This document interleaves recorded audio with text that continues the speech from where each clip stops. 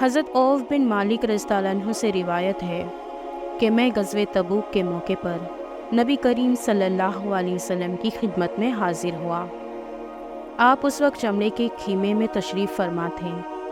آپ صلی اللہ علیہ وسلم نے فرمایا کہ قیامت کی 6 نشانیاں شمار کر لو، میری موت، پھر بیت المقدس کی فتح، پھر ایک وبا جو تم میں اس شدت سے پھیلے گی جیسے بکریوں میں طاعون پھیل جاتا ہے، پھر مال کی کثرت اس درجے میں ہوگی کہ ایک شخص 100 دینار بھی اگر کسی کو دے گا تو اس پر بھی وہ شخص ناراض ہوگا،